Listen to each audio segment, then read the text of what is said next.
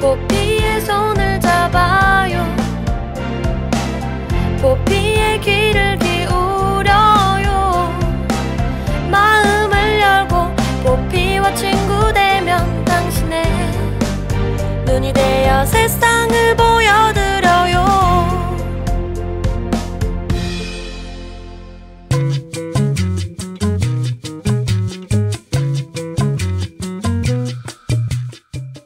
여러분 메리 크리스마스! 크리스마스보다 더 설레는 크리스마스 이브입니다. 이미 12월에 들어서면서부터 거리 곳곳에 크리스마스 트리 장식을 볼 수 있는데요.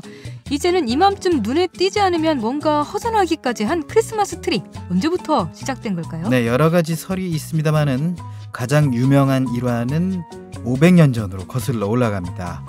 당시 종교 개혁을 이끈 독일의 마르틴 루터가 크리스마스 밤에 숲을 걷다가 나무들이 갑자기 환하게 빛나는 것을 보게 됐다는데요.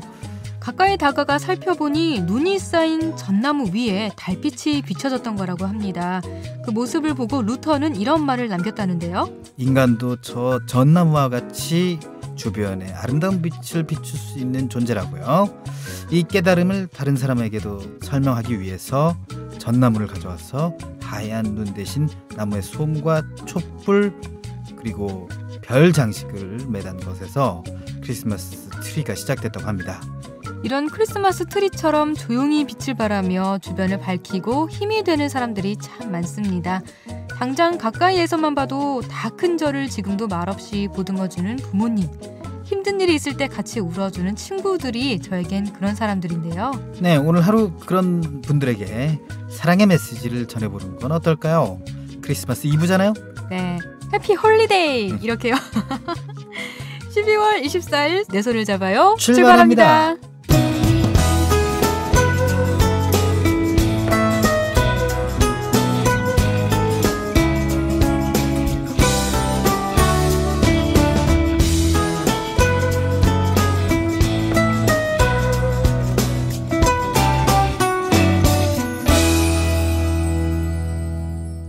안녕하세요. 내 손을 잡아요 진행의 권순철입니다. 안녕하세요. 홍옥희입니다. 네, 오키 씨가 굉장히 애교 이런 건 별로 못 들어서 네. 큰일 났네요. 네, 오글거려요. 오글거려 이런 거. 필요해요. 어머니한테 뭐 사랑한다 이런 얘기도 잘 못하죠. 네. 한 번도 안 해봤어요. 남자친구한테는. 이렇게 옆구리 찌르면. 알겠습니다. 저보다 남자친구가 더 잘해요. 원래 그렇게 만나는 거죠. 네, 반대되는 사람끼리 만나는 거니까. 네, 그렇습니다. 어떻게 그 추운 날씨에 좀 따뜻하게 오키 씨는 보내는 것 같고요. 12월 24일 크리스마스 이브가 됐습니다. 저희는 25일에 방송이 없기 때문에 크리스마스 관련 이야기는 이때밖에 할 수가 없는 그렇죠. 그런 날이라고 볼 수 있겠죠. 착한 어린이에게만 선물을 준다는 산타 할아버지가 찾아오는 날이기도 하죠. 네, 그렇기 때문에 아이에서 어른으로 넘어가는 과정 중에 산타클로스에 대한 환상이 깨지는 거, 이것도 하나인 것 같아요. 산타클로스 몇 살 때? 순철 씨는 뭐 이런 환상이 깨진 기억이 있어요? 산타클로스에 대한? 8살, 9살이 되면 이야기를 해주더라고요. 학교에 들어가면서? 네. 주변에서 그렇게 얘기를 해주죠. 어른들이요? 아니면 친구들이? 뭐 사촌 누나가 얘기해 준 걸로 기억해요. 진짜. 사촌 누나가 눈치가 없었는지 왜 말해줬을까요? 그런 거를? 굉장히 솔직하셨던 분이기 때문에. 예. 그래서 충격을 받았나요? 어린 마음에? 충격까지는 아니었어요. 그냥 그렇구나라고 생각했고. 되게 무덤덤한 어린이였네요. 오키 씨가 더 무덤덤할 것 같은데요. 그러니까 저도 딱히 산타클로스에 대한 환상이 깨진 기억 자체가 없어요. 워낙에 무덤덤할 수밖에 네, 옛날이었기 때문에 그냥 자연스럽게 알게 됐던 것 같아요. 그리고 저희 부모님이 뭔가 이런 그렇게 뭔가 이렇게 이런 챙기고 이런 게 분들이 아니었어요. 그래서 선물 받은 기억도 한 번밖에 없는데. 오키 씨가 어머니를 닮은 모양이네요. 네, 부모님 다 그러셨어요. 무뚝뚝한 네네네. 성격. 그래서 이런 거 자체를 그렇게 큰 추억이 없어요. 크리스마스에 대한 옛날에는. 그렇군요. 그래도 아직 뭐 산타클로스를 믿는 아이들이 있잖아요, 그죠? 그렇죠. 그 아이들이 이 방송을 들으면 안 될 텐데. 그러니까 산타클로스 분장을 하는 부모님도 있고, 그죠? 아, 그렇죠. 특히 방송에 많이 나오죠. 연예인 부모들이 요즘 육아 프로그램이 인기잖아요. 네. 이 시즌만 되면 꼭 부모님들이 산타 분장을 해가지고 애를 같이 이렇게 선물을 주려고 했는데 애는 놀라서 우는 그런 장면이 많이 그러니까. 나오더라고요. 방송에. 아빠야 아빠. 그렇죠. 그러니까. 네. 그래요. 주의할 점이 있어요? 이게 분장할 때? 이때 분장을 하고 나서 왠지 그 산타 분장을 하는 부모라면 애가 알아차리면 안 되잖아요. 네. 부모라는 걸. 그러니까 부모라는 걸 알지 않기 위해서 네. 카드 같은 거를 쓸 때 왼손으로 쓴다든지. 아, 글씨체. 네, 글씨체를 숨기기 위해서 그런 방법도 보면 뭔가 진짜 산타가 쓴 것 같은 느낌을 줄 수 있겠죠? 근데 그러다가 아이들이 좀 할아버지가 글씨도 못 쓴다고 뭐 이렇게 의심하면 어떡해요? 외국인이라 그렇다고 하면 돼요. 아, 그럴 수 있겠구나. 네, 외국인이라 우리말을 잘 못 쓴다. 그러면 알겠습니다. 네. 그렇구나라고 하겠죠. 네. 저도 나중에 부모가 되면 어떤 방법을 좀 취해볼지 생각을 해보도록 하겠습니다. 자, 권순철과 홍옥희의 내 손을 잡아요. 오늘의 코너 소개를 한번 해볼까요? 내 손을 잡아요. 오늘의 코너 소개, 산타 할아버지의 마음으로 저희가 알차게 준비를 했으니까요. 좀 들어보시죠. 그죠? 네, 먼저 이야기 톡톡에서는 금연에 대해 이야기 나눠보려고 해요. 새해가 되면 사람들이 가장 많이 하는 결심 중에 하나가 금연이 아닐까 싶은데요. 하지만 쉬운 일이 아니다 보니까 작심삼일로 끝나는 분들이 많죠. 새해가 다가오면서 다시 금연을 결심하는 분들이 많을 텐데요. 다양한 금연 방법에 대해 알아보겠습니다. 네, 유통기한이 며칠 지난 음식을 발견을 했을 때 버리기엔 왠지 아깝고 이 먹기엔 좀 찝찝해서 이 음식을 어떻게 해야 하나 한 번쯤은 고민했던 적이 있을 텐데요. 이때 확인이 필요한 것이 있습니다.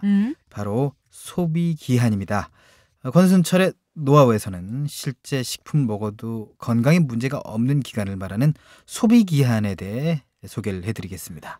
홍옥희의 그림 읽어주는 여자에서는 베르메르의 진주 귀걸이를 한 소녀에 대해 이야기 나눠보겠습니다. 그리고 이국제의 정보톡톡에서는 변비 탈출 방법에 대해 살펴보겠습니다. 네, 내 손을 잡아요에서는 여러분의 많은 참여를 기다리고 있습니다. 참여할 수 있는 방법은 다양합니다. 페이스북 KTV 인터넷 라디오 페이지에 메시지 주시거나 인터넷 포피 채널 블로그를 통해서 참여 가능합니다. 많이 참여해주세요.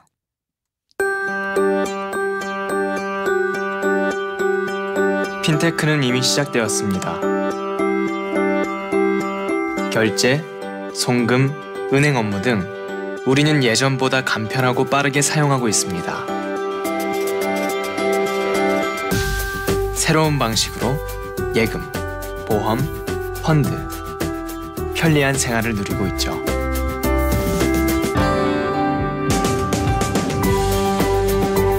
핀테크, 이제 생활입니다.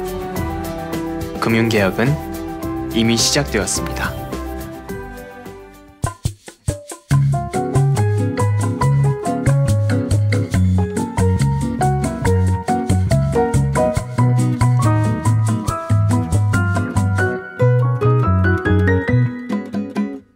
(2015년이) 이제 열흘도 남지 않았습니다. 뭐 이제 열흘이라고도 표현 안 하죠. 일주일 정도 남았는데 이쯤이면 많은 사람들이 올 한 해 세웠던 계획이 얼마나 잘 지켜졌는지 돌이켜보는데요. 그죠? 그렇죠. 오키 씨는 올해 신년에 세운 계획들을 많이 좀 달성을 했나요? 제가 신년에 무슨 계획을 세웠는지도 잊어버릴 만큼 계획만 세워놓고 그냥 허송세월 보낸 것 같은데요. 순철 씨는 계획 세우는 거 달성하셨나요? 저는 계획이 무계획이라고.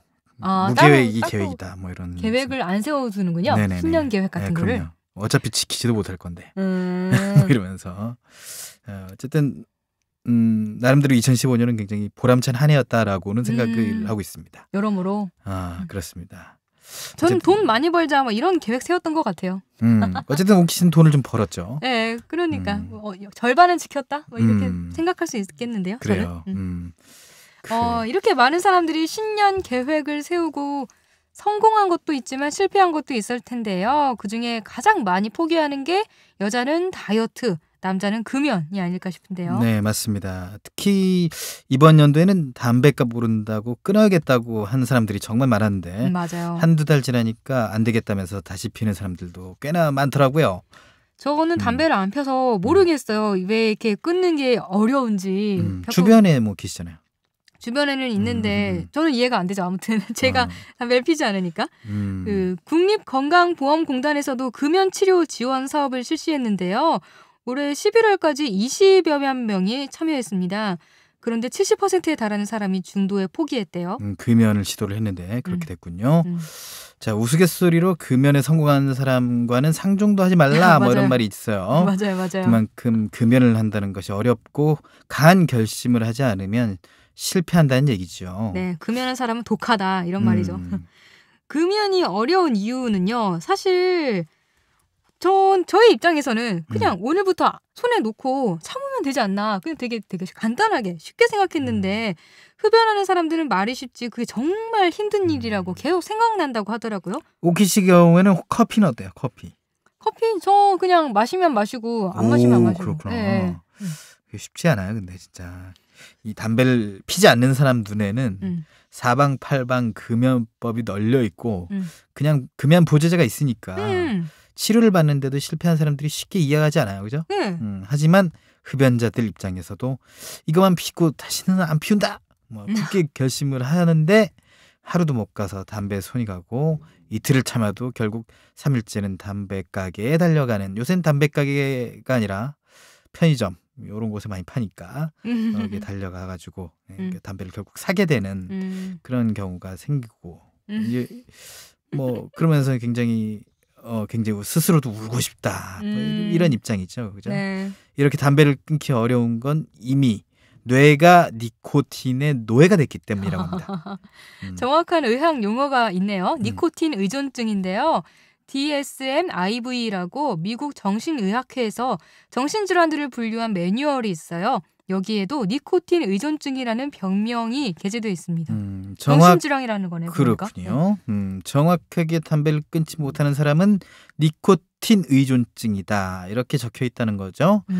이미 뇌가 니코틴에 길들여져서 있기 때문에 자신의 의지와는 상관없이 뇌가 저절로 딱 이렇게 한 개비만 이렇게 이게 피고 싶다 뭐 이렇게 뇌가 이렇게 생각하는 거죠. 네, 그리고 담배를 피우면서 니코틴이 체내에 들어가고 뇌가 반응해서 쾌감을 일으키면서 니코틴은 좋은 것 이렇게 인식을 한다는 거죠.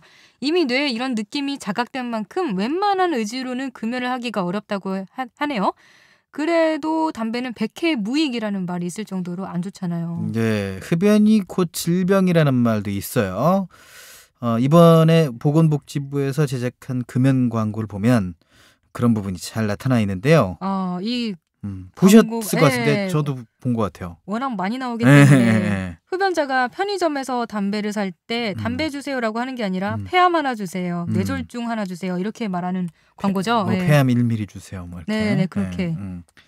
그렇게 얘기하죠. 옛날 이 광고 전에는 어떤 무용하는 분들이 사람의 뇌 모양을 하고 있어서 담배 연기가 들어가면 굉장히 고통스럽게 춤을 추는 그런 광고도 있었고. 네.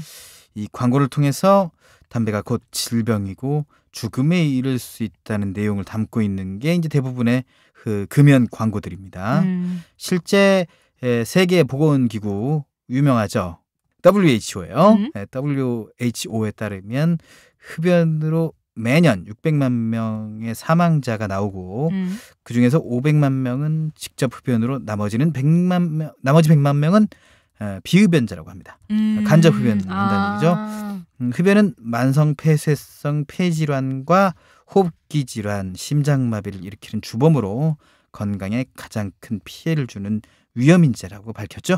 네, 순철 씨의 말대로 흡연을 하면 폐나 호흡기뿐만 아니라 거의 우리 몸 전체에 질병을 불러올 수 있다고 해도 과언이 아닙니다. 금연 의지를 불태워드리기 위해 몇 개 더 짚어볼게요. 담배를 피우면요, 소화기관도 많이 망가질 수가 있다네요. 네, 단순히 속을 쓰리게 만드는 것부터 소화기에 생기는 각종 암에 이르기까지 그 종류와 정도는 매우 다양합니다. 우선 위장의 방어 기능을 무력화시켜요.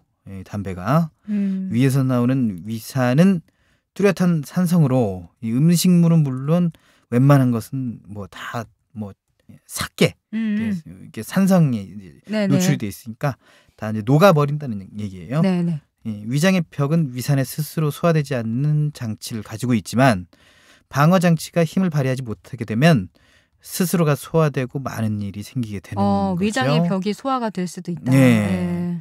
흡연을 하면 위산이 많이 나오는 것은 물론 위장벽의 혈류 흐름을 줄어들게 만들어가지고요. 위산에 대한 방어력이 떨어지게 됩니다. 소화성 궤양이 생기는 거죠. 네. 흡연자는 궤양 발생 빈도가 상대적으로 높고요.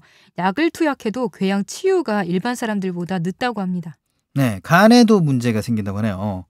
흡연은 간세포에 들어있는 효소의 활성에도 영향을 주는데요.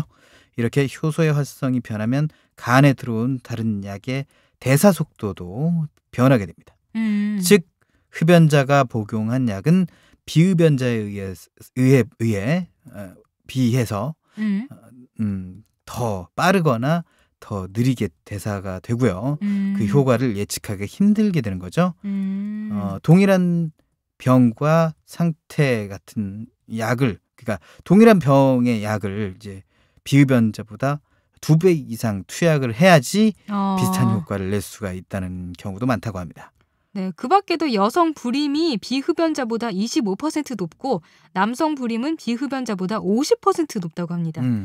피부에도 영향을 줘요. 이건 여자분에게 굉장히 예민한 문제인 것 같은데 40대 흡연자는 60세의 비흡연자보다 더 많은 주름이 생기기도 하고요. 충치도 흡연자는 비흡연자보다 3배 이상 더 발생한다고 합니다. 유행성 감기에 걸릴 확률도 더 높다고 하네요. 네, 거기에 흡연자 주위 사람들은 간접 흡연으로 덩달아 질병에 걸릴 확률도 높아진다고 하는데요. 실제 담배를 피우는 배우자와 같이 살고 있는 사람들이 얼마나 많은 건강상의 피해를 받고 있는가 하는 연구들이 있었어요. 흡연하는 배우자를 가진 사람을 그렇지 않은 사람에 비해 폐암 발생률이 30%, 심장병 발생률은 40%가 더 높은 것으로 나타나고 있습니다. 이외에도 여러 가지 사소한 잔병의 발병률도 더 높은 것으로 나타났고요. 아이들에게는 더 치명적인데요. 아버지가 담배를 피우는 집의 아이는 급성 호흡기 질환 감염률이 5.7배나 높았고요. 폐암 발생률도 2배, 부모 양쪽 다 담배를 피우는 경우는 2.6배나 높다고 합니다. 그 외에 천식, 기침, 중이염 등의 발열률도 부모가 담배를 피우는 어린이에게서 6배나 높았고요. 폐 기능도 전반적으로 낮아지고 있다고 합니다. 특히 어린이의 나이가 어리면 어릴수록 피해는 더 크다고 하네요. 네, 그래서 담배는 나를 위해서도 가족을 위해서도 끊어야 하는 것 같다, 이런 생각이 듭니다.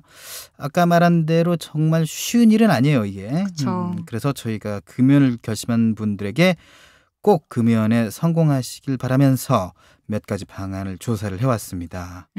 금연을 결심한 분들이 항상 하는 말이 당장 끊기는 어려우니까 좀 줄이면서 끊어야겠다, 이런 말들 많이 하시는데요. 절대로 안 됩니다. 흡연량을 줄이는 방법은요, 금연에 효과가 없고요. 오히려 더 힘든 상황만 만들거든요. 줄어든 담배 개수에서 오는 스트레스 때문에 담배와 담배 사이의 간격도 길어지면서 금단 형상까지 겪을 수 있다고 합니다. 네, 점점 줄여나가다가 끊어야겠다는 생각보다는 당장 힘들어도 담배를 완벽하게 손에서 내려놓는 게 금연에는 더 도움이 된다고 해요. 그리고 실패하면 주위 사람들 보기 창피해서 나 혼자 조용히 금연을 결심하는 분들 많은데요. 몰래한 금연이 성공하기가 어렵습니다. 네, 내 스스로에게 빠져나갈 구멍을 주는 만큼 의지가 약해질 수밖에 없어요. 네, 남몰래 시작한 금연은 결국 남몰래 끝내지 말고 당당하게 최대한 많은 사람들에게 알리기 바랍니다. 그래요. 그렇게 바랍니다. 그러면 남들의 시선이 무서워서라도 자존심을 지키기 위해서라도 금연에 대해 더 강한 의지를 불태울 수 있겠죠. 그리고 오직 금연만 하려고 하지 말았으면 해요. 대부분 금연을 시도한 사람들이 가장 고비를 느낄 때가 바로 술을 마실 때라고 합니다. 네, 술과 담배는 뇌에 작용하는 부위도 같고 그리고 일어나는 현상도 같다고 해요. 거의 한 몸인 거죠. 네, 그래서 금연을 하려면 조금 힘들지만 그 기간만큼은 술도 조절하는 게 필요합니다. 딱 한 잔이 폭음으로 이어지고 폭음은 재흡연을 부를 수 있다는 것 명심하세요. 네, 때문에 술자리에서 금연을 결심한 사람이 있으면 가급적 다른 흡연자분들도 그 앞에서 담배를 피우는 일은 삼가를 해주셨으면 합니다. 네, 사실 그것만큼 괴로운 게 없어요, 진짜. 그쵸. 괴로워. 왠지 네. 또 피면서 막 약 올리면서 필 것 같고. 그러니까.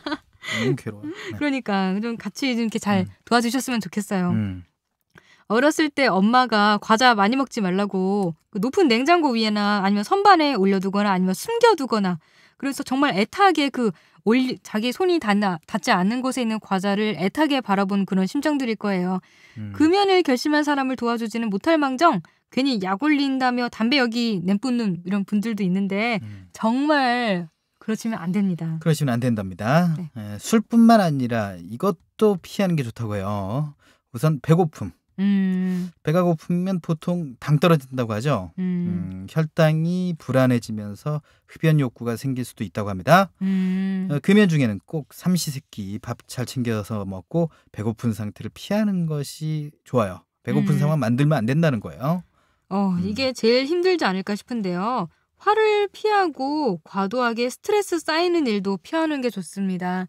화가 쌓이고 홧김에 담배 물었다가 금연은 바로 도로 아미타불이 될 수도 있거든요. 그렇습니다. 자신에게 동기부여를 해주는 것도 참 좋습니다. 평소 담배를 사던 이 금액을 따로 저금통에 모으는 거예요. 그리고 금연에 성공했다 싶으면 그 돈만큼은 정말 자신이 사고 싶었던 것 하고 그리고 하고 싶었던 거 이런 걸 다 할 수가 있는 거죠. 이거 그죠? 진짜 좋은 방법 같네요. 생각보다 돈 꽤 모일 것 같은데. 네. 일종의 그 보상 심리를 노리는 거죠. 네. 학자들도 금연은 보상 심리와 관련이 깊다고 보는데요. 심리적인 보상이 충족됐을 때 금연 성공률이 높아진다는 거죠. 스스로에게 그리고 또 가족들이 상을 주는 거예요. 요새 담배 한 갑에 한 4,000원 정도 하고 있습니다. 1년만 잘 참으면 146만 원이라는 거금이 손에 들어옵니다. 완전 거금인데요. 네. 기왕이면 좀 투명한 저금통으로 해보는 게 어떨까 싶어요. 통장을 만드는 게 어떨까요? 통장 찍히는 재미도 볼 수 있고 네. 그러니까 아니면 투명한 저금통은 돈이 쌓이는 게 볼 수 있고 이렇게 아무튼 돈이 쌓이는 거를 보인다면 그 돈이 쌓이는 만큼 성취감도 느낄 수 있으니까 금연하기가 쉽겠죠. 네, 그리고 금단 현상이 올 때 사실 이것 때문에 금연을 포기하는 사람들이 참 많은데요. 너무너무 담배가 피우고 싶을 때 딱 5분간 대체할 수 있는 뭔가를 찾으면 좋다고 합니다. 네, 뭐 양치질이 될 수도 있고 아니면 껌을 씹거나 사탕을 먹는 것도 하나의 방안이 될 수 있고요.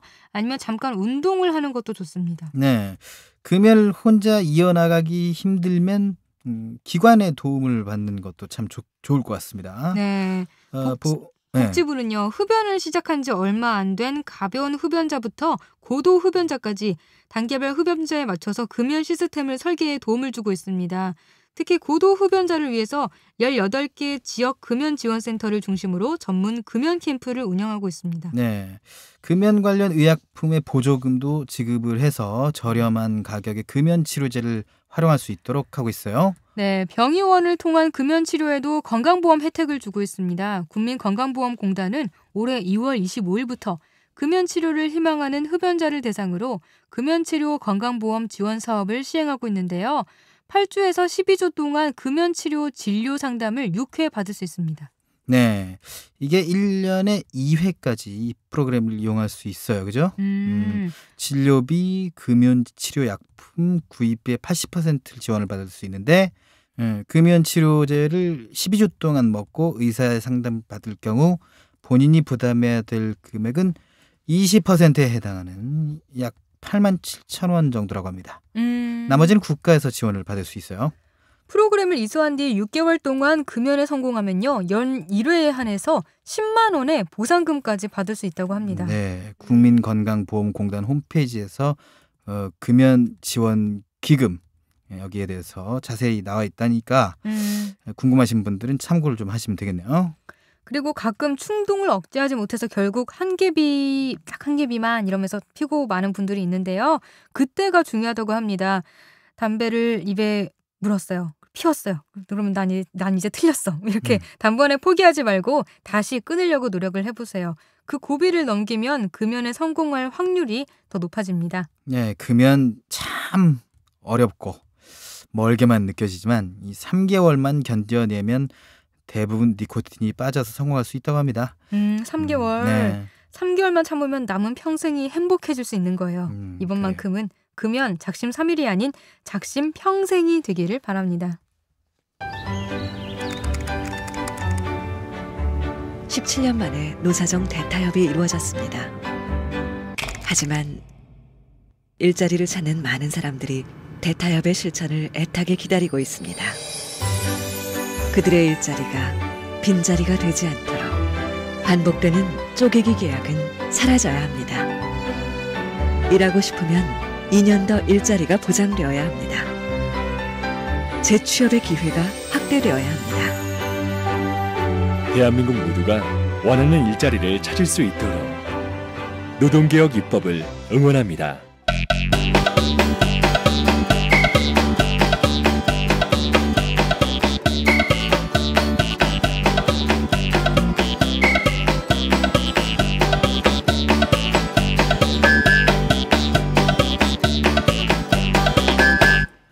여러분은 지금 KTV4 B채널 내 손을 잡아요를 듣고 계십니다. 네, 이번 시간은 권순철의 노하우입니다. 오늘은 어떤 정보가 준비되어 있죠? 야, 냉장고 속에서 종종 유통기한이 지난 음식이 발견되곤 하죠. 그렇죠. 하루 이틀 지나면 이거 아까운데 그냥 먹을까? 여기 고민하는 사람들이 많은데 네. 이때 꼭 확인해야 될 것이 있습니다. 바로 소비기한이에요. 유통기한과 소비기한의 차이, 권순철의 노하우에서 자세히 알려드리도록 하겠습니다. 그 유통기한이 진짜 챙긴다고 챙기는데 되게 짧아요. 그래서 아차 하는 순간에 그냥 지나가 버리거든요. 근데 오래된 거는 과감하게 버리지만 하루라든지 이틀이라든지 3, 4일 정도까지 이렇게 지난 거는 사실 좀 아까운 기분이 들잖아요. 네. 특히 발효 유제품들은 어차피 발효시킨 건데 좀 지났다고 문제가 될까 싶으면서 약간 먹어도 될 것 같기도 하고 근데 또 그러다가 먹고 탈라면 또 고생인데 그냥 버릴까 싶기도 하고 이렇게 고민이 되게 많이 돼요. 네, 그럴 때는 소비기한을 좀 확인을 하고요. 버릴 건지 아니면 먹을 건지 결정을 하면 됩니다. 간단하죠? 소비기한이라는 거 본 적이 없는 것 같은데 이게 뭐죠? 이게 뭐냐면요. 네. 유통기한 먼저 좀 설명을 드릴게요. 네. 유통기한이란 음식이 만들어지고 나서 유통될 수 있는 기한을 얘기합니다. 이 기간, 유통기한, 기간 네. 그런 거죠. 이 간단히 말해서 제품에 대한 유통업자가 해당 식품을 판매할 수 있는 법적 기한을 의미해요. 법적 기한이에요, 법적 기한 이게. 판매할 수 있는 기한. 그렇습니다. 이 기한을 넘긴 식품은 부패 또는 변질되지 않았더라도 판매를 할 수가 없어서 제조업체로 반품이 됩니다. 네. 반면 소비기한은 소비자가 보건기관과 방법을 잘 준수를 했을 때 이 소비해도 건강이나 안전에 문제가 없을 것으로 인정되는 소비 최종 시한을 말합니다. 소비기한의 경우에는 쓸데없이 버려지는 음식을 줄여 환경 오염을 줄이고 음식을 아낄 수 있는 장점이 있지만 반대로 식품 관련 사고가 일어날 시에 소비자의 책임이 갈 수도 있습니다. 그건 조심해야 돼요. 정리를 하자면 유통기한은 상품이 판매될 수 있는 기간이고 네. 소비기한은 소비자가 먹어도 건강에 문제가 되지 않는 기간 이렇게 보면 되겠네요. 네. 그리고 좀 하나 더 알아두시면 좋은 게 있어요. 품질 유지 기한. 이것도 있나요? 네, 품질 유지 기한이란 식품의 특성에 맞게 적절히 보관할 경우 해당 식품 고유의 품질이 유지될 수 있는 기한을 말합니다. 대표적으로 말이죠. 레토르트 식품, 통조림 식품, 잼, 김치, 맥주, 밀가루 같은 식품이 여기에 속하죠. 그러니까 이제 오래 둬도 되는 것들 이런 거 얘기하는 거죠. 이런 것들은 또 상온에 그늘진 곳에 보관해라 이런 보관 방법이 있잖아요. 네, 밀가루 같은 경우는 그렇죠. 네. 유통기한 하루 지났다고 버린 우유들 저희 집은 특히 유통기한 때문에 버리는 게 우유가 많거든요. 이 우유의 소비기한은 제가 본 기억이 없거든요. 일본이나 미국에서는 대부분 소비기한을 표기를 하거나 유통기한 표시제도 함께 병행 표기하고 있는데 아쉽게도 우리나라에서는 소비기한을 표기를 하지 않습니다. 그래서 제가 못 봤구나. 네. 한때 근데 병행 표시했다는 말이 있는데요. 네. 지난 2012년 7월에 가공식품에 대한 유통기한 및 소비기한 병행 표시가 시범적으로 이루어졌어요. 전국 대형 유통매장에서 2013년 2월까지 기한을 정해가지고 면류, 과자류 등 18개 제품에 대해 유통기한과 소비기한을 병행 표시했는데 지금은 다시 유통기한 시스템만을 유지를 하고 있는 실정이고 그렇게 됐습니다. 최종 결론이 났네요.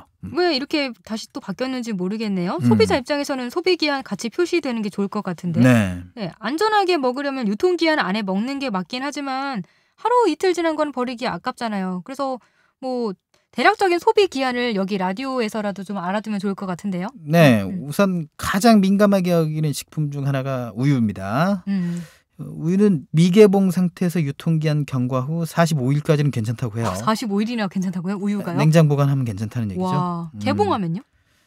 개봉을 할 경우에는 얘기가 좀 달라지죠. 우리 개봉하는 우유들을 대부분 1리터짜리 우유 아니겠습니까? 이 프로그램에서 실험을 했는데 네. 이 하나는 유통기한이 10일 지난 것, 하나는 9일 남은 것을 같은 날 개봉을 하고 상태를 지켜봤어요. 결과는 둘 다 5일이 지나면서부터 맛이 연해지기 시작했습니다. 변해지기 시작했다는 거죠. 맛이 변했다는 얘기예요.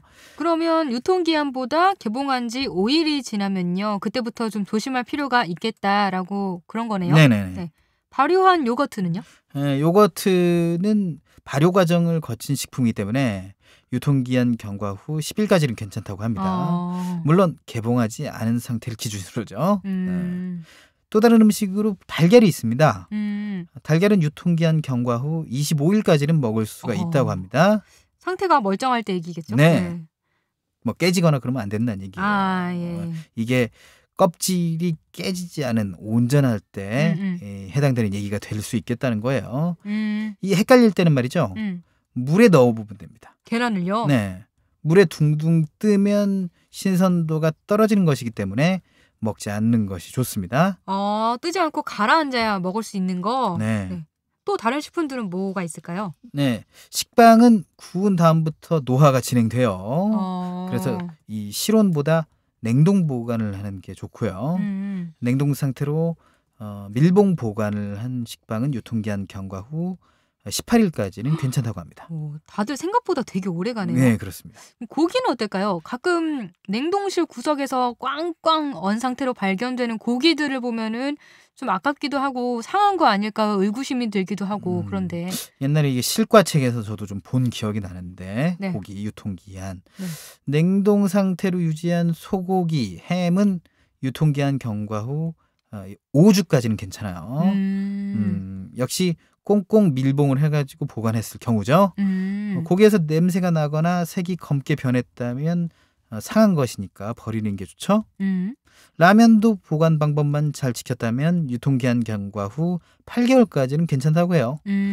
심지어 유통기한보다 1년이 지나도 먹을 수는 있는 음식도 있습니다. 이건 뭐 슈퍼푸드 아닌가요? 뭐죠 이거는? 바로 냉동만두입니다. 냉동만두는 1년 정도가 되었는데 그리고 고추장은 2년, 참기름은 2년, 6개월이 되고 식용유는 유통기한보다 5년이 지나도 보관 방법만 잘 준수했다면 괜찮다고 해요. 냉동만두를 1년 동안 먹을 수 있다가 아니라 유통기한이 1년 지나도 먹을 수 있다. 그렇습니다. 그리고 냉동만두는 유통기한이 긴 편이죠. 뭐 거의 냉동실에 그럼 박아둬도 되겠는데요. 이 정도면 생각보다 되게 유통기한이 지나도 먹을 수 있는 음식들이 많네요. 그동안 유통기한 지나면 고민이 좀 많이 됐는데 소비 기한을 참고해서 버릴 것과 먹을 것을 구분해 놔야겠어요. 네, 소비 기한만 알아도 음식물 쓰레기도 줄이고 식비도 아끼고 일석이조 아니겠습니까? 하지만 꼭 명심해야 될 점이 있습니다. 소비 기한이 올바른 보관 방법을 전제로 한다는 건데요. 이건 유통기한도 마찬가지입니다. 제품 설명을 보면 직사광선을 피해서 서늘한 곳에 냉장 냉동 보관해가지고 섭씨 몇 도 뭐 이하 이렇게 나와 있지 않습니까? 섭씨 몇 도 이하 보관 개봉 후 즉시 섭취 뭐 이런 문구가 적혀 있는데요. 이를 제대로 지키지 않았다면 소비 기한은 물론 유통기한 내에도 식품이 변질될 수가 있습니다. 네, 한국소비자원 역시 유통기한은 식품의 안전 문제와는 별개라고 하는데요. 식품 변질에 가장 큰 영향을 주는 것은 유통기한이 아니라 보관 방법이라는 점 꼭 기억하시길 바랍니다. 오늘 말씀 고맙습니다. 네. 오늘 저 노하우 잘 좀 익혀놓으시는 게 좋겠어요. 그죠? 네. 오키 씨도 유통기한 지나도록 막 음식 막 버리면 안 됩니다. 네, 알겠습니다. 네, 권순철의 노하우에서는 여러분의 많은 참여를 기다리고 있습니다. 알고 있는 정보가 있거나 궁금한 정보가 있으면 언제든지 참여 부탁드리겠습니다. 내 손을 잡아요에서는 여러분의 많은 참여를 기다리고 있습니다. 알고 싶은 정보가 있다, 방송에 참여해보고 싶다, 함께 나누고 싶은 사연이 있다, 모두 좋습니다. 페이스북에서 KTV 인터넷 라디오를 검색하면 저희 페이지가 나오는데요. 그쪽으로 메시지 주시거나 진행자에게 메시지를 보내주세요. 그리고 인터넷에서 포피 채널을 검색하면 블로그를 통해서도 참여가 가능합니다. 방송을 들을 수 있는 방법도 알려드릴게요. KTV 홈페이지와 모바일의 팟빵으로 접속을 하면 실시간으로 들을 수 있습니다. 그리고 유튜브를 통해서도 만날 수 있으니까요. 혹시 실시간으로 진행되는 방송을 놓친 분들은 팟캐스트 서비스를 이용하면 다시 들으실 수 있습니다.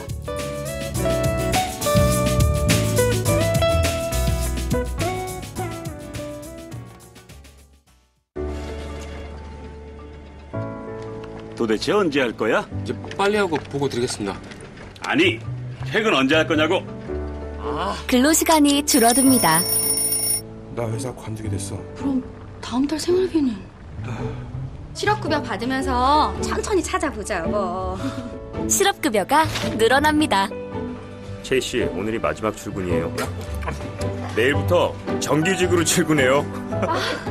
정규직 전환이 쉬워집니다. 노동개혁으로 대한민국이 새 출근합니다.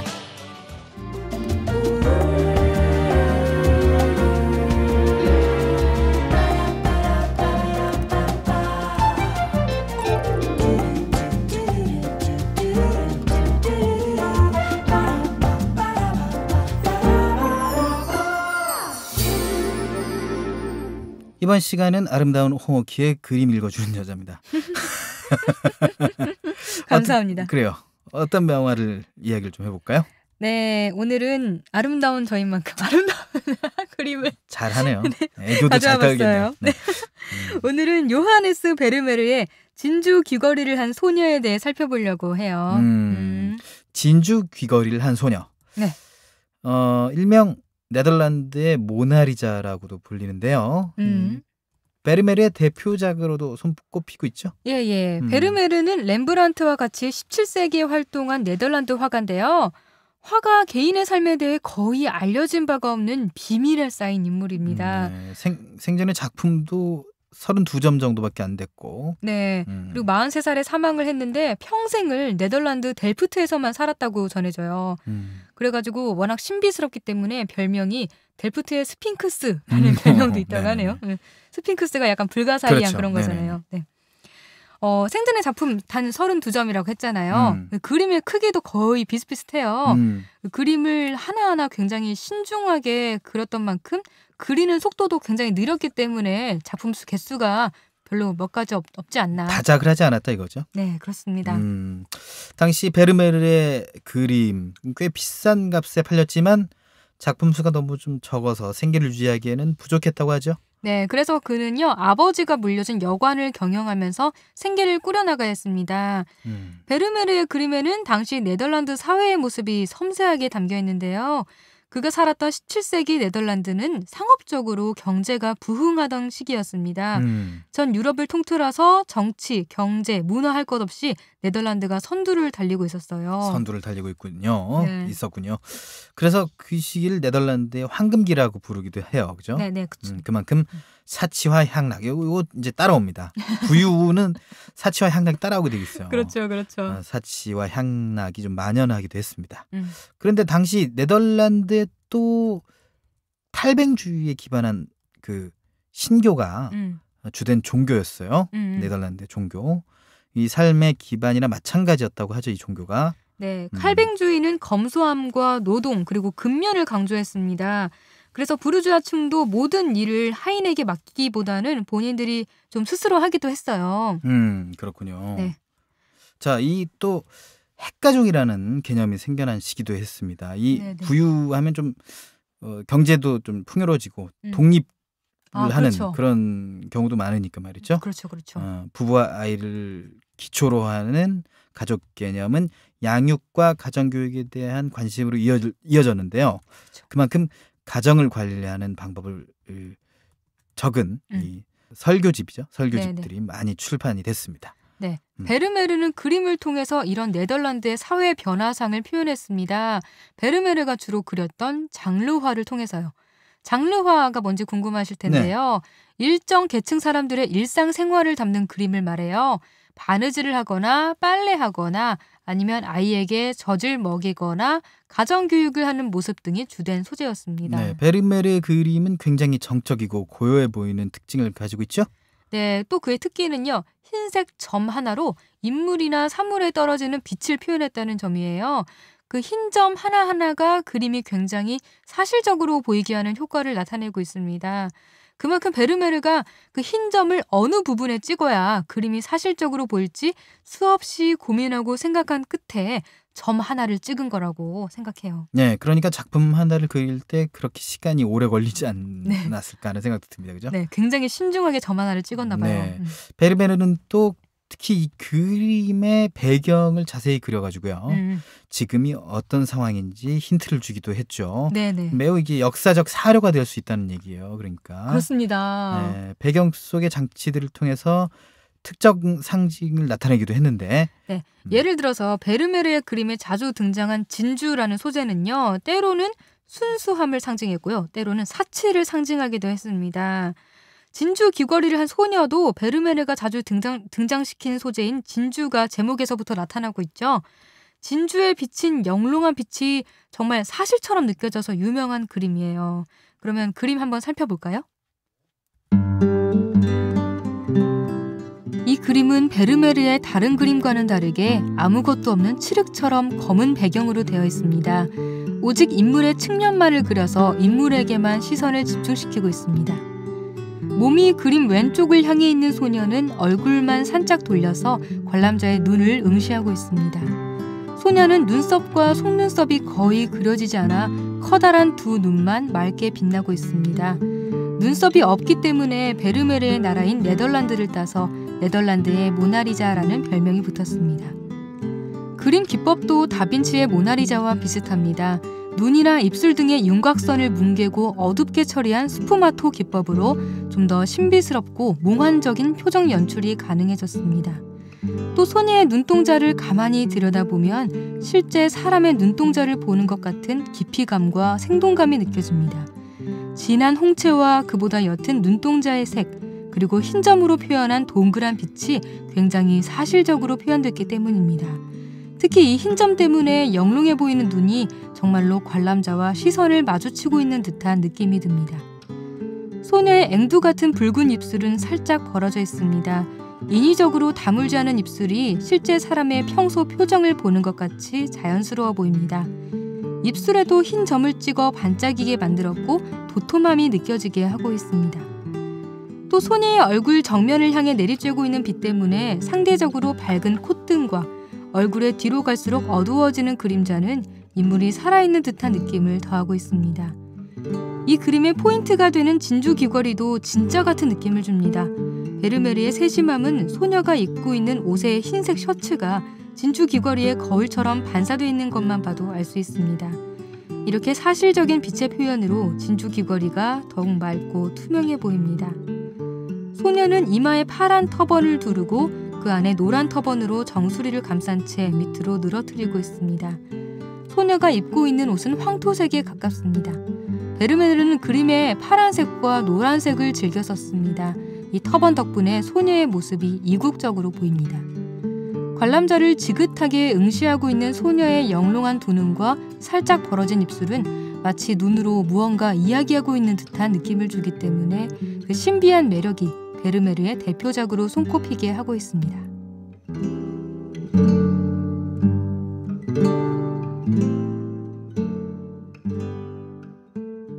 네,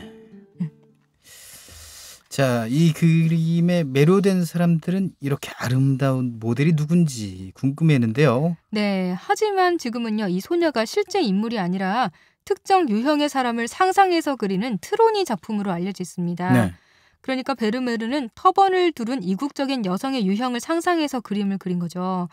밝혀진 바가 거의 없는 베르메르처럼 이 작품 또한 어딘가 비밀스러움이 느껴지는 신비로움을 간직하고 있습니다. 네, 아무튼 베르메르의 섬세한 빛 표현 덕분에 아무런 배경 없이도 인물 하나만 그린 초상화가 얼마나 매혹적으로 다가오는지 오키 씨의 그림 설명으로 알 수가 있었습니다. 네, 그래서 많은 사람들이 이런 그림의 신비스러움, 매혹적임 때문에 이 그림에 자기들만의 상상력을 발휘했는데요. 대표적으로 영화 감독 피터 웨버가 있습니다. 진주 귀걸이를 한 소녀라는 똑같은 제목으로 영화를 만들었거든요. 네, 자기의 상상력을 덧붙여서. 그렇군요.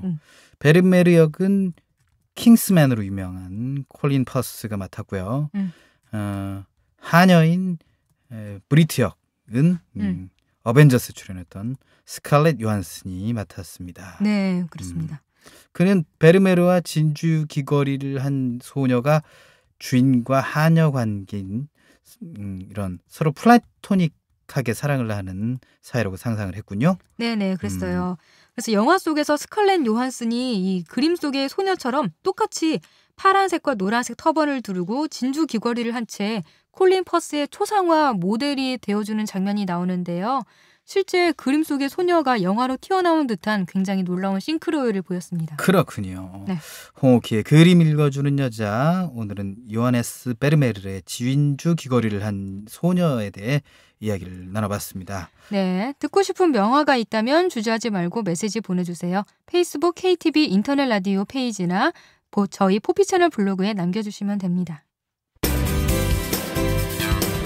창업자들을 위한 열린 공간입니다. 그래서 창업을 꿈꾸는 분들, 스타트업을 시작하시는 분들, 그 사업이 잘 정착할 수 있도록 저희가 도와주는 이런 창업 지원 공간이고, 저희가 이제 멘토링을 해드립니다. 그래서 이 사업이 시장에서 지속 성장 가능한지 저희가 가이드 해드리고, 실전 창업 교육도 저희가 시켜드리고요.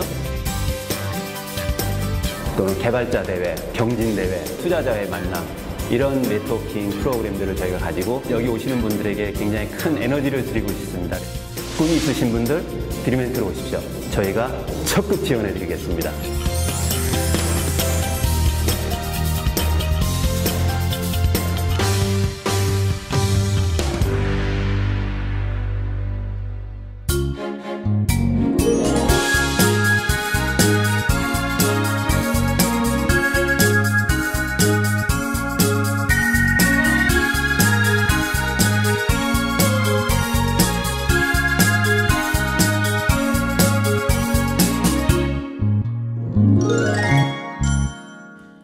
이번 시간은 이국제 정보 톡톡입니다. 생활 속 유용한 정보에 대해 소개를 해드리겠습니다. 오늘은 변비 탈출법에 대해 알려드리겠습니다. 이국제의 정보 톡톡. 물을 적게 마시고 운동을 안 하는 사람들이 많이 걸린다는 변비. 생활 습관을 조금만 바꿔도 지긋지긋한 변비를 개선할 수가 있는데요. 어떤 방법이 좋을지 살펴볼까요? 변비 상태를 참을 수 없어서 빠르게 효과를 볼 수 있다는 변비약을 수시로 사 먹게 되면 점점 더 변비약에 의존하게 되고, 약 개수나 약 먹는 횟수를 늘리지 않고서는 대변을 보는 게 다시 힘들어지는 일이 반복됩니다. 결국엔 장의 연동 운동을 약하게 해서 변비약이 없이는 정상적인 배변 활동이 어렵게 되는 부작용이 생길 수 있거든요. 변비 때문에 병원을 찾는 환자 대부분은 잘못된 방법으로 변비를 혼자 해결하려다가 악화시킨 경우입니다. 변비로 병원까지 찾게 되는 환자의 상당수는 이미 장이 무력해져 있는 상태인데요. 변비 환자 10명 중 7, 8명은 생활 습관만으로도 충분히 극복 가능한 유형의 변비를 앓고 있기 때문에 이를 빨리 깨닫고 생활 습관부터 고쳐야 합니다. 변비는 생활 습관병입니다. 음식을 적게 먹으면 대변 부피가 작아서 잘 배출되지 않고, 물을 적게 마시면 대변이 딱딱해져서 배변할 때 힘이 듭니다. 운동을 안 하면 장도 잘 안 움직여서 대변을 바깥으로 밀어내는 힘이 줄어들고, 대변을 자꾸 참다 보면 변이 마려운 느낌이 안 생겨서 대변이 장에 오래 머물러 있게 됩니다. 이처럼 생활 습관의 영향을 받아서 변비가 생기듯이 생활 습관을 조금만 고치면 변비를 개선할 수도 있습니다. 자, 그러면 무엇부터 실천하는 게 좋을까요? 무엇보다 제일 중요한 건 물을 많이 마시는 겁니다. 그리고 적절한 운동을 통해 장에 자극을 줘야 하고요. 식이섬유도 충분히 섭취하세요. 또 스트레스를 피하시고 건강한 식습관을 유지해야 합니다. 변을 보기 위해서 오랜 시간 동안 앉아있지 마시고요. 굶는 다이어트는 하지 마세요. 변 보고 싶을 때 참지 않는 것도 중요합니다. 변비 탈출하는 방법으로 가장 먼저 해야 할 일, 바로 자신의 변비의 원인을 찾는 것이겠죠. 스트레스로 장 운동이 둔해져서 생긴 변비인지, 하루 종일 앉아서 일하거나 공부하면서 장 운동이 부족해서 생긴 변비인지, 변비를 불러오는 상황과 조건이 있었을 텐데요. 원인을 잘 분석해서 이를 개선하기 위한 방법들을 찾는 것이 좋겠습니다. 그리고 일상적으로 쾌변을 위한 습관을 하나씩 만들어가면 좋은데요. 아침에 일어나자마자 물 한 잔으로 장을 자극하고 연동운동시키세요. 하루에 2리터 대략 10컵 정도의 물을 마셔서 몸속 수분을 보충하도록 하세요. 특히 아침에 일어나서는 차가운 생수 한 컵을 마시는 게 좋습니다. 아침에 마시는 차가운 물 한 컵은 밤새 비어있던 위장에 들어가고 결장과 대장의 운동이 활발해져서 배변을 촉진시키게 되는 겁니다. 또 가장 중요한 것이 식습관일 텐데요. 아침, 점심, 저녁 삼시세끼 규칙적인 식사로 소화 활동과 장 운동 촉진하시고요. 배변 활동을 돕는 식이섬유와 유산균이 많은 식품을 꼭꼭 씹어 드시기 바랍니다. 운동 부족이라면 출퇴근길을 이용해서 계단을 활용하고 대중교통을 이용할 때 서서 가기, 한 정거장 걸어가기, 틈틈이 스트레칭하기 등의 습관을 들이시면 좋습니다. 변비뿐만 아니라 건강과 다이어트까지 3마리 토끼를 잡을 수 있는 건강한 습관이랍니다. 또 잠자는 것도 중요한 변비 탈출하는 방법 중 하나예요. 장의 움직임이 가장 활발해지는 밤 12시 이전이 장의 골든타임이라고 하는데요. 가급적 12시 전에 잠드는 수면 습관을 갖는 것이 좋습니다. 그 외에 복부 마사지도 도움이 됩니다. 장의 운동 방향인 시계 방향으로 천천히 주무르면서 마사지를 해주면 좋습니다. 자, 다시 한번 강조합니다. 변비 탈출을 위해서는 물을 많이 마시고 적절한 운동을 해야 하며 식이섬유도 충분히 섭취하면서 하루 3끼 규칙적으로 식사를 하시고 또 스트레스를 피하시고 잠을 잘 자야 합니다. 변을 보기 위해서 오랜 시간 앉아있지 마시고 굶는 다이어트는 피하시고 변 보고 싶을 때 참지 마세요. 이런 생활 습관들만 실천하면 변비에서 얼마든지 탈출할 수 있습니다. 다만 생활 습관은 최소 2-3주 이상 개선해야 변비 완화 효과를 볼 수 있으니까 조급하게 마음 먹지 마시고 꾸준히 노력해서 건강한 생활을 하시기 바랍니다.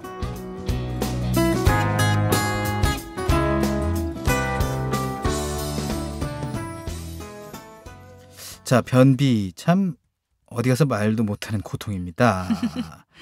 뭐 없다고 있다고 하면서 없다는 분들도 있고 저는 잘 알고 있었는데 그렇게 얘기하는 분들도 봤는데 참다 못해서 약에 의존하는 경우가 상당히 많다고 해요. 네.